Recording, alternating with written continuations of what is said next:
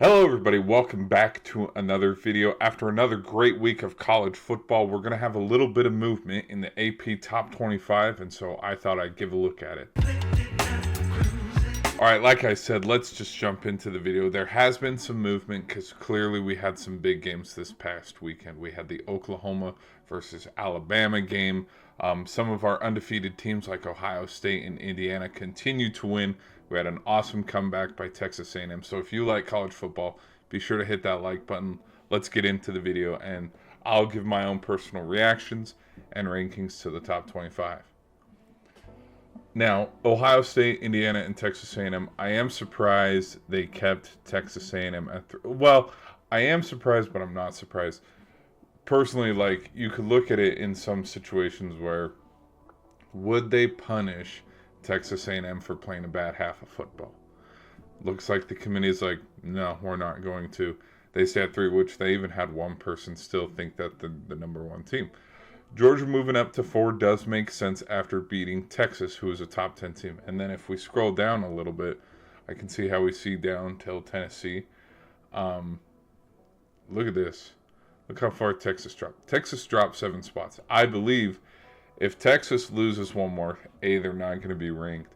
But I think right now the conversation is, can Texas get to the college football playoff? I'll be honest, right now, me personally, no. I think it's hard to try to say a 3-loss team gets into the college playoff. Now, if Texas can beat Texas A&M and Texas A&M ends up winning the SEC championship, that will be where they can make a case for, okay, Texas just beat the SEC champs. That would be, I would think, the only road or path for Texas to get into the college football playoff. But a lot of stuff has to go their way for that to happen. Like, they got to beat the Aggies, and then the Aggies have to go turn around and beat Georgia or Bama in the first weekend of December. Ole Miss staying ranked. Oregon, they had a big win against Minnesota. Texas Tech just took care of UCF. Oklahoma moving up into the top 10. This does make sense, and I had kind of predicted that Bama's going to fall, and everybody else is just kind of going to shift up a little bit. I'm surprised they kept Bama in the top 10, dropping them 6 spots. Like, I am surprised, but not at the same time. Like, I knew they wouldn't put BYU, Vandy, Utah, or Miami ahead of Bama. And then if you drop Bama all the way down there, it's like, where do you stop? Because it's like, how much, because do the wins for Bama justify them being ranked over a 1-loss BYU team, a 1-loss Georgia Tech team? You see what I mean? Like, conference schedule does come into play, which is probably why they're still sitting here. Notre Dame not moving after beating Pitt. I am a little interested as to why, because, I would think it's funny how Notre Dame gets no credit for beating a 22 ranked Pitt, but like, BYU gets credit for beating TCU, Vandy gets credit, and they move up 1. Everybody moves up 1 except Notre Dame. So I find that a little interesting. I think there's just so many teams ahead of them. Like, as you can see, we got 2 teams tied for 6th between Oregon and Texas Tech, because realistically, I don't know which team's better, because, both teams beat up on teams that are far inferior and farther down in, UCF isn't competing for a Big 12 title.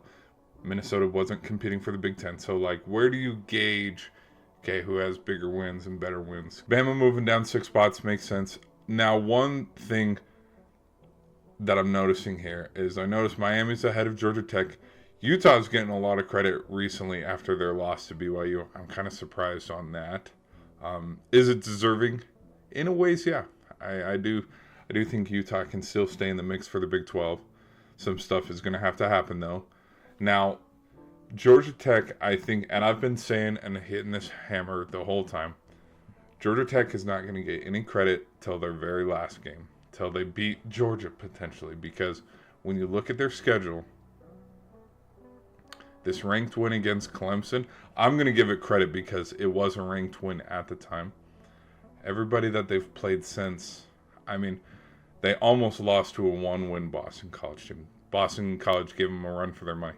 Now they're up against Pitt and Georgia, and so we'll see, how much the committee wants to favor them with that. But it's, to me, like, that's what people are talking about. Like, people are going out of their way and saying the ACC shouldn't even have a representative in the college playoff because the ACC is so weak. And it's like, well, the truth is the ACC is the football as good as the Big Ten and SEC. No, not this season, arguably. But there's so much parity in the ACC, like in the Big 12, where we're not going to know who's the winner and who wins it all till it's all said and done. But right now, because right now we have no clue who's going to the ACC championship, but we can kind of gauge that Indiana and Ohio State are going to play for the Big Ten championship game. Texas moving down makes sense. Michigan staying put with their close win against Northwestern. James Madison moving up 3 spots, and look at our new recruits: North Texas, Missouri, Tulane, and Houston. Houston getting back in the mix after losing to West Virginia. Tulane sitting there where they could sneak the Americans, same with North Texas. I'm surprised Navy is still not ranked after beating, South Florida, only having 2 losses and being the top team in their own, respective conference. They're not ranked. Little surprised on that. I notice here how Navy has 61 votes to potentially. I think if we should start giving credit to Navy, because Navy will play in the American Conference Championship, so we should start to give them credit, because how funny would it be if Navy runs the table and, we're sitting here how many weeks out from the college playoff? Navy wasn't ranked in the top 25, and they end up being the 12th seed. Like, you got to give them a little bit of credit, but that's probably not going to happen. What else? Honestly, no other reactions other than, we can see Georgia Tech, that close loss to Boston College. I don't think it favors them and helps them out in their case at all, because it goes to the notion of who they play this season. And, like, people are going to, hammer that home and talk about it. I'm curious to see where USC goes, because USC is also kind of in the mix a little bit for the Big Ten championship. Other than that, I think the rankings do make sense for the most part. We'll just see where Ole Miss. I mean, you look at Ole Miss, you see Oregon and Texas Tech up there at the top. Let's see how the remainder of their schedule goes. I mean, Oklahoma at the 8th seed. They got 2 more games. They got Missouri and LSU. So let's see if they can stay still within reach of reaching the 12th team. I think they would. And I think, truthfully, if Oklahoma does win out, I mean, they have that big win on their resume against Alabama on their field to potentially, hey, look at this, go look at this. This is why we should be included. So, boom, boom. All these teams are in. It's all about here. James Madison would probably get the bid as that 12 seed. Or Navy. I don't know. Maybe they do give some respect to Navy. And then, it's either Miami or Georgia Tech that gets that ACC bid. And then the first 2 teams left out will be BYU and Vandy. Because all these teams would be in. I don't know where they would be positioned. But, yeah, guys, that's my thoughts on the college playoff rankings. Well, not the rankings itself of the 12th team, but that's my reaction on the AP Top 25. Be sure to let me know your thoughts in the comments below. Did the committee get it right? Are the rankings starting to make a little bit more sense? Did Texas A&M get a lot of favoritism after being down but 30-3 at halftime? Be sure to let me know, and I'll see you guys in the next video.